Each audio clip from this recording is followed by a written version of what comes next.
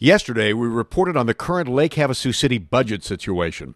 A $5 million shortfall, $3 million to be covered with funds already in city coffers. That leaves $2 million in the red. City Manager Charlie Cassens told Council of plans that would see cuts in various departments to cover that shortfall.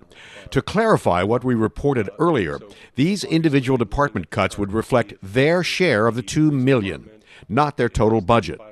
A reduction of about $700,000 for the police. For the fire department, about $570,000, and so on.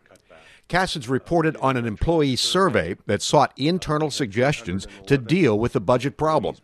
Those suggestions included a proposal to see city employees pay a share of their health care costs.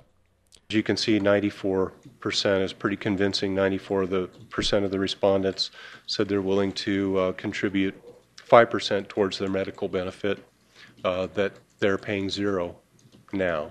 The city pays 100% of the employee health care benefit for the employee themselves, and if the employees elect to fund their dependent care, then they pay 20% of that coverage. As for a choice between layoffs and another salary cut, they opted for layoffs. Many stated they are barely making ends meet now.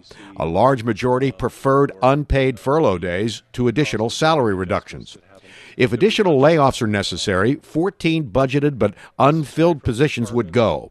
Then a dozen actual layoffs would occur. Higher employee state retirement fund contributions are already mandated in the state budget, and the aforementioned employee contribution to health care, about 5% in this proposal.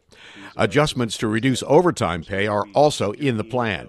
And with fewer employees, the workload of those remaining would be increased. Reductions in transit and other services like aquatic center programs would be likely. Community outreach programs would also likely be deeply reduced or eliminated altogether. With fewer employees, the city's ability to respond to service requests would be affected. Response times for water, sewer, and parks work would likely take longer, and the real possibility of reduced emergency response for fire and emergency medical calls. Police and fire, community service, and education would likely be deeply cut or even eliminated. These are the grim facts of life facing Lake Havasu City Council over the next couple of months. Jim Matthews, Havasu Video News.